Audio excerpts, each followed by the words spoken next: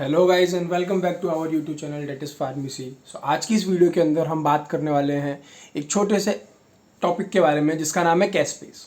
तो जैसा कि मैंने आपको लास्ट वीडियो में बताया था कि जो एपोप्टोसिस होता है वो एपोप्टोसिस किस चीज़ के ऊपर डिपेंड करता है, कैस्पेस एंजाइम के ऊपर। तो अब इस वीडियो के अंदर ये ज़्यादा लंबी वीडियो नहीं होगी, हार्डली 5 से 6 मिनट की वीडियो होगी। इसके अंदर हम बात करने वाले हैं कैस्पेस एंजाइम के बारे में। तो कैस्पेस एंजाइम्स की बात करें तो कैस्पेस में हमने देखा था, जब हम बात कर रहे थे एपोप्टोसिस की, तो हमने उसकी 3 साइकिल्स देखी थी, 3 पाथवे देखे थे। तो उस 3 पाथवे में हमने ये देखा था कि एग्जीक्यूटर कैस्पेस कौन सा होता है और इनिशिएटर कैस्पेस कौन सा होता है। तो जब हम बात करते हैं कैस्पेस एंजाइम की, तो कैस्पेस एंजाइम में जो इनिशिएटर कैस्पेस होता है वो होता है 2, 8, 9 और 10।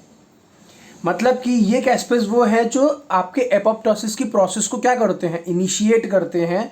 और एग्जीक्यूटर कैस्पेस कौन सा है, कैस्पेस 3, कैस्पेस 6 और कैस्पेस 7। इसके अंदर क्या होता है कि ये एग्जीक्यूट करते हैं प्रोसेस को, ये इनिशिएट करते हैं 2, 8, 9, 10।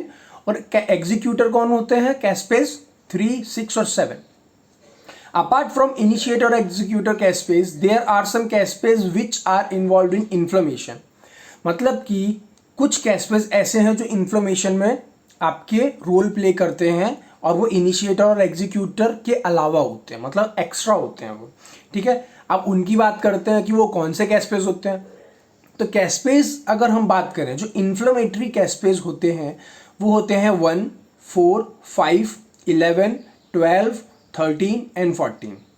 मतलब कि सिंपल सी बात, अभी तक हमने ये बोला कि कैस्पेस जो एंजाइम होता है वो 3 प्रकार के होते हैं। सबसे पहला कौन सा, एक होता है इनिशिएटर, ठीक है, एक होता है आपके एग्जीक्यूटर और एक वो होता है जो आपके इन्फ्लेमेशन में रोल प्ले करता है। तो इन्फ्लामेटरी बोल दीजिए आप इसको। तो जब हम बात करते हैं इनिशिएटर की तो उसमें आता है 2, 8, 9 और 10। जबकि बात हम करते हैं एग्जीक्यूटर की, जो एग्जीक्यूट करते हैं, तो उसमें आता है 3, 6 एंड 7। और इन्फ्लेमेटरी कैस्पेस में कौन सा है जो बच रहा है, मतलब कि 1, ठीक है, फिर 2 हो गया, 3 हो गया, 4, 5, 6, 7 हो गया, 8, 9, 10, 11, 12, 13 एंड 14। मतलब देख लियो 1, 4, 5, 11, 12, 13, 14 ये होते हैं आपके इन्फ्लेमेटरी कैस्पेस। अब हम बात करते हैं कि फिजियोलॉजिकल रोल क्या होता है आपके कैस्पेस का। तो ये क्या करते हैं, जो नंबर ऑफ सेल्स रहती है, हमने बात करी थी कि किस लिए एपोप्टोसिस की प्रोसेस होती है। एपोप्टोसिस की जो प्रोसेस होती है वो आपके होती है सेल काउंट को मेंटेन करने के लिए। ठीक है, तो आप बोल सकते हैं सेल काउंट मतलब कि, या फिर आप बोल सकते हैं उसको सेल नंबर जो रहता है उसको मेंटेन करने के लिए एपोप्टोसिस होती है। और ये जो कैस्पेस एंजाइम है वो किसके अंदर आपके रोल प्ले करते हैं, एपोप्टोसिस में। तो मतलब हम ये बोलेंगे कि कैस्पेस जो है ये इनका मेन काम रहता है एपोप्टोसिस के अंदर नंबर ऑफ सेल्स को मेंटेन करना। और दूसरा काम क्या है कि ये जो डेवलपमेंट प्रोसेस होती है ड्यूरिंग एम्ब्रियोजेनेसिस, यहाँ पे एक नया टर्म आया है जिसका मतलब है एम्ब्रियो। ठीक है, एम्ब्रियोजेनेसिस। एम्ब्रियोजेनेसिस का क्या मतलब होता है, एम्ब्रियो का मतलब आपको पता होगा, जेनेसिस का क्या मतलब होता है बताता हूँ। एम्ब्रियो का मतलब होता है आपके जो बेबी फॉर्म होता है ना, जब आप बात करते हो या फिर आप जब बात करते हो नॉर्मल की, तो जब आपके प्रेग्नेंट वुमन होती हैं उनके अंदर बेबीज़ का फॉर्मेशन जो रहता है, तो आपने सुना होगा कि जब वो ट्राइमेस्टर पीरियड में रहती हैं तो बेबीज़ प्लेसेंट इस तरह से आपके बॉर्न होता है, ये इस तरह से बनता है आपके इनिशियल स्टेज में। फिर वो धीरे धीरे ग्रो करता है, धीरे धीरे ग्रो करता है, तो क्या होता है, फिर इस तरह से बेबी पूरा फॉर्म होता है। ये यहाँ से ये प्लेसेंटा ये आपके अटैच रहता है, फिर यहाँ पे लिम्स बनते हैं, फिर यहाँ पे हेड बनता है, मतलब पूरा इस तरह से बेबी आपके अटैच रहता है, पूरा वूम कवर करता है वो इस तरह से। ठीक है, तो ये जो रहता है यहाँ पे हमारे अलग अलग प्रकार की जो सेल मेम्ब्रेन रहती हैं वो भी रहती है। जैसे कि हम बात करते हैं E²M की, ठीक है, E²M या ये अंदर वाली मेम्ब्रेन रहती है, बाहर की रहती है E3। ठीक है, ये मेम्ब्रेन रहती है आपकी।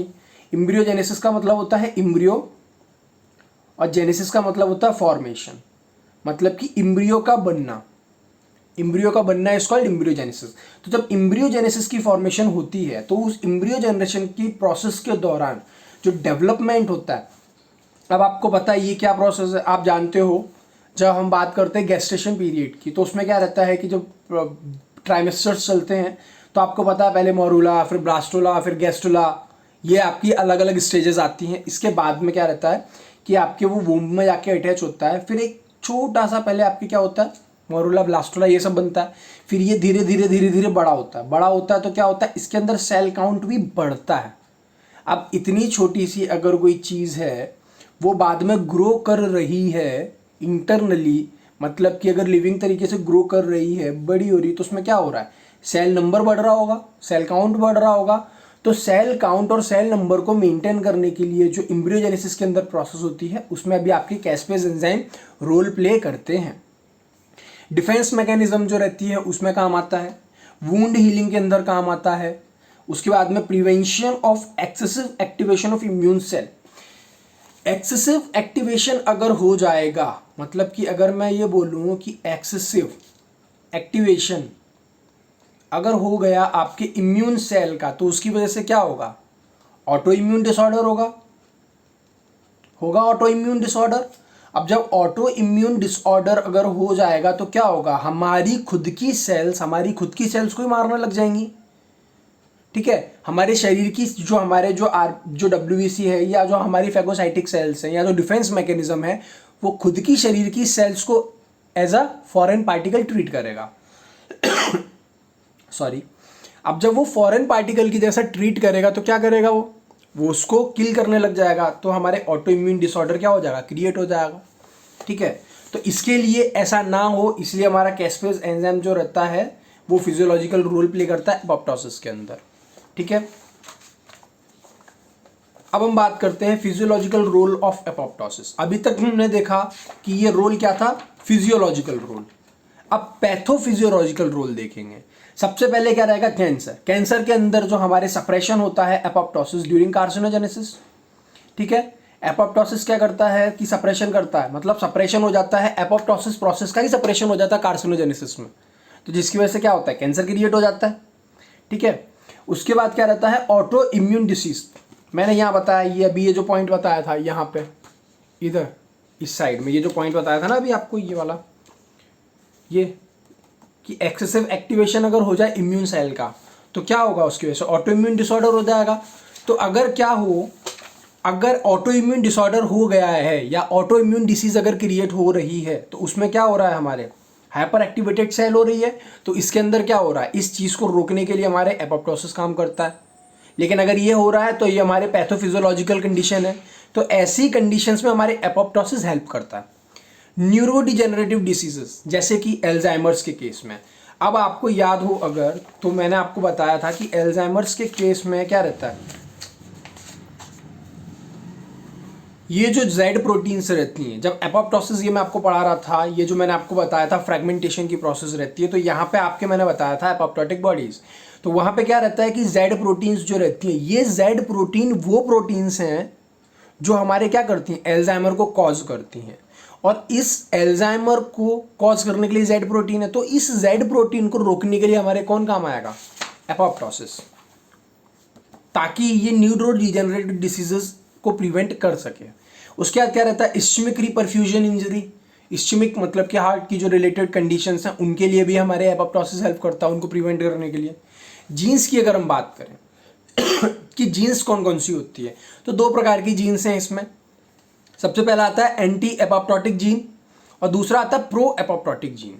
मतलब कि एक जो है वो एपोप्टोटिक के अगेंस्ट में काम करेगी और एक वो जीन है जो एपोप्टोसिस से पहले वाली जीन है। तो हमारे बात करें प्रो एपोप्टोटिक जीन, अब इनको हमने प्रो एपोप्टोटिक जीन क्यों कहा है, जैसे कि CMYC फैमिली की जो जीन्स होती हैं वो, P53 ट्यूमर सप्रेसर्स जीन जो होती है ये प्रो एपोप्टोटिक जीन है, कैस्पेस फैमिली जो रहती है ये भी प्रो एपोप्टोटिक जीन है, जबकि जो BCL2 है और IAPS जो है वो एंटी एपोप्टोटिक जीन है। अब आपको इसको मैं याद दिलाता हूँ, प्रो एपोप्टोटिक जीन। अब जैसे कि अगर आप बात करें CYC ये बाइंड हो रहा है, इसके बाद में ये क्या हो रहा है, एपोप्टोटिक बॉडीज बन रही हैं। एपोप्टोटिक बॉडीज बन रही हैं तो ये एपोप्टोटिक बॉडीज के बनने से पहले वाली जो प्रोटीन्स हैं वो हैं ये फैमिली, तो CYC जो है ये प्रो एपोप्टोटिक जीन हो गई। इसके बाद में अगर मैं बात करूं और जैसे कि CAD, ठीक है, कैस्पेस फैमिली, ये जो है ये क्या है, ये प्रो एपोप्टोटिक जीन है। अब यहीं पे मैंने आपको बताया था कि this process is inhibited by gene called BCL2। Intrinsic और माइटोकॉन्ड्रियल पाथवे के अंदर मैंने आपको बताया था कि दिस इज इनिबिटेड। आप शब्द देख रहे हो, इनिबिटेड। इनिबिटेड मतलब कि एपोप्टोटिक को रोक रहा है। एपोप्टोटिक को रोक रहा है मतलब क्या? Anti apoptotic gene. तो BCL2 जो है वो BCL फैमिली जो है वो क्या है? एंटी एपोप्टोटिक है। BAX जो है ये क्या है? हमारे इस जीन को कंट्रोल करता है। ठीक है, तो ये आपको आई होप समझ में आया होगा। तो मिलते हैं आप लोगों से नई वीडियो लेक्चर के अंदर। तब तक के लिए stay safe and stay happy. अगर आपको मेरी वीडियो पसंद आई हो तो प्लीज़ लाइक शेयर सब्सक्राइब करना ना भूलें। मिलते हैं नई वीडियो के अंदर, तब तक के लिए बाय बाय।